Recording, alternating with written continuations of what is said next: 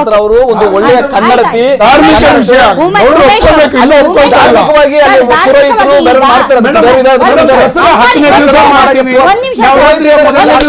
ಅಂಬಾರಿ ಕಟ್ಟೋರು ಮುಸಲ್ಮಾನ್ರು.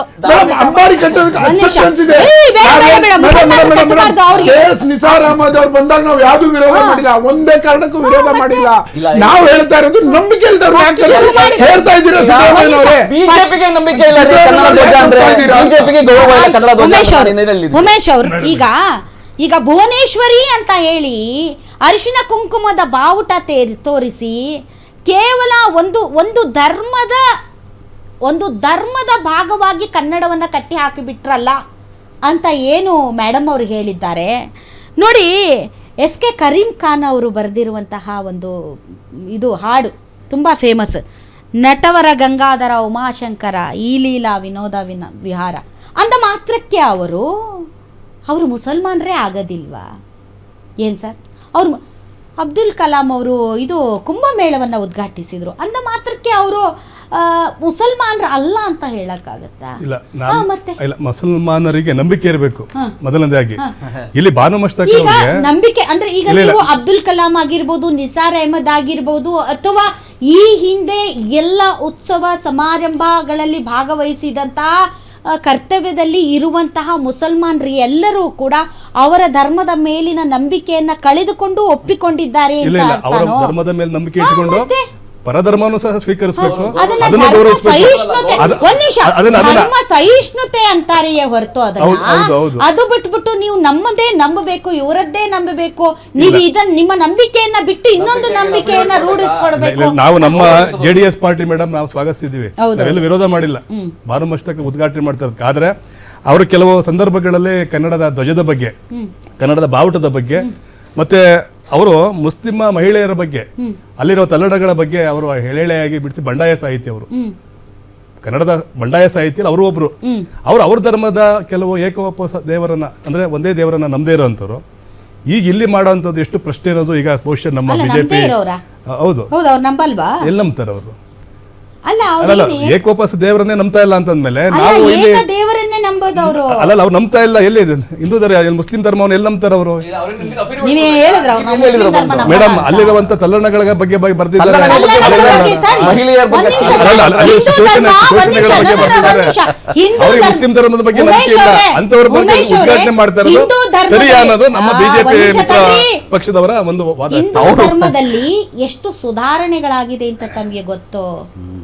ಜೈನ ಧರ್ಮ, ಬೌದ್ಧ ಧರ್ಮ, ಬಸವಣ್ಣಾದಿಯಾದಂತಹ ಸಂತರುಗಳು ಯಾಕೆ ಸಮಾಜಕ್ಕೆ ಬಂದ್ರು, ಯಾಕೆ ಸಾಮಾಜಿಕ ಕ್ರಾಂತಿ ತಂದ್ರು ಅನ್ನೋದು ತಮಗೆ ಗೊತ್ತು?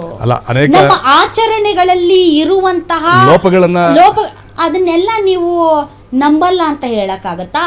ಮುಸಲ್ಮಾನ ಧರ್ಮದಲ್ಲಿರುವಂತಹ ಲೋಪಗಳನ್ನು ಎತ್ತಿ ಹೇಳಿದ ಮಾತ್ರಕ್ಕೆ ಅವರು ಮುಸಲ್ಮಾನರಲ್ಲ ಅಂತ ಹೆಂಗೆ ಹೇಳ್ತೀರಾ? ನಾನು ಮುಸಲ್ಮಾನರು ಅಂತ ಹೇಳ್ತಾ ಇಲ್ಲ, ಅಲ್ಲ ನಂಬಿಕೆ ಇರಬೇಕು ಅಲ್ಲಿ ಅವರಿಗೆ. ಅಲ್ಲ ಧಾರ್ಮಿಕ ಅಲ್ಲ ಅಲ್ಲ ಮೇಡಮ್ ಒಂದ್ ನಿಮಿಷ, ಬಹುಸಂಖ್ಯಾತರ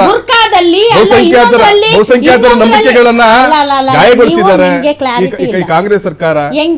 ಅಲ್ಲ ಯಾಕಾಗಬಾರ್ದಾಯ್ತು? ಬೇರೆಯವ್ರನ್ನ ಯಾಕೆ ಕರಿಬಾರ್ದಾಯ್ತು? ನಿಸಾರ್ ಅಹಮದ್ ಅವ್ರನ್ನ ಕರೆದಾಗ ನಿಮ್ಗೆ ಗಾಯಗಳಾಗಿಲ್ವೇ? ಅಲ್ಲ ಅವರು ನಿತ್ಯೋತ್ಸವದ ಕವಿ ಮೇಡಮ್, ಕನ್ನಡಕ್ಕೆ ಅಪಾರ ಸೇವೆ ಸಲ್ಲಿಸಿದ್ದಾರೆ. ಒಂದೇ ಒಂದು ಕಾರಣಕ್ಕೆ ಹೇಳಿದ್ದು ಅದು ಅನುವಾದ ಮಾಡಿರುವಂತ ದೀಪ ಅವ್ರಿಗೆ ಯಾಕೆ ಕೊಡಬಾರ್ದಾಯ್ತು? ಅವ್ರ ದೀಪ ಅವ್ರನ್ನ ನೀ ತಗತ್ತೀರಾ? ಬುಕರ್ ಪ್ರಶಸ್ತಿ ಅಂದ್ರೆ ಗೊತ್ತಾ? ಆಗ್ಲಿ ಮೇಡಮ್, ಪ್ರಶಸ್ತಿ ಅಂದ್ರೆ ಏನು ಅಂತ? ಅಂತಾರಾಷ್ಟ್ರೀಯ ಮಟ್ಟದ ಪ್ರಶಸ್ತಿ.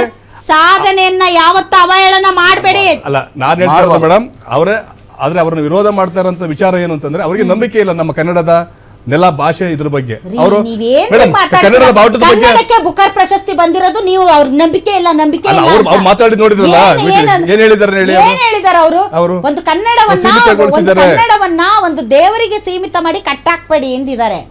ಅದು ಅವ್ರ ಭಾವನೆಗಳಿಗೆ ಬಿಟ್ಟಿದ್ದು, ಅದು ವಿಶ್ವವ್ಯಾಪಿ ವಿಸ್ತರಿಸಬೇಕು, ಅದು ಕೇವಲ ಒಂದು ಧರ್ಮಕ್ಕೆ ಸೀಮಿತವಾಗಿ ಕಟ್ಟಾಕ್ಬೇಡಿ ಅಂತ ಅವ್ರು ಹೇಳಿರೋದು. ಅಂತಹ ಧರ್ಮಕ್ಕೆ ಕಟ್ಟಿ ಹಾಕಿದ್ದಾರೆ ಅನ್ನುವವರೇ ಇವತ್ತು ಆ ಧರ್ಮದ ಅಡಿಯಲ್ಲಿ ನಡೆಯುವಂತಹ ಆಚರಣೆಗೆ ಸಿದ್ಧರಾಗಿದ್ದಾರೆ. ಅದು ಕೂಡ ಒಂದು ವೈರುಧ್ಯನೇ. ವಾಸುದೇವ್ ಅವರು ಮೇಡಮ್, ಈಗ ಕನ್ನಡ ಭಾಷೆಯ ಬಗ್ಗೆ ಇದು ಶತಶತಮಾನಗಳಿಂದ ಸಾವಿರಾರು ವರ್ಷಗಳ ಹಿಂದಿರತಕ್ಕಂಥ ಭಾಷೆ ಇದು. ಇದನ್ನು ಯಾರು ಬಂದು ಹೋದ್ರು, ಬರಲಿ ಬರದೇ ಇರಲಿ, ಬರೀಲಿ ಬರದೇ ಇರಲಿ, ಅದು ಶ್ರೀಮಂತಿಕೆ ಆಗ್ತಾನೆ ಹೋಗ್ತಾ ಇದೆ. ಅವತ್ತಿಂದಲ್ಲ ಇವು 1500 ವರ್ಷಗಳಿಂದ. ಇಲ್ಲಿ ಪ್ರಶ್ನೆ ಹುಟ್ಟೋದು ಏನಂತಂದರೆ, ಇಲ್ಲಿ ಏನು ಇವತ್ತು ನಮ್ಮ ಭಾಷೆಯನ್ನು ನಾವು ಧರ್ಮ ಮತ್ತು ಮತಗಳ ಮಧ್ಯೆ ಬೇರ್ಪಡೆ ಮಾಡೋದು ಅಗತ್ಯ ಇಲ್ಲ.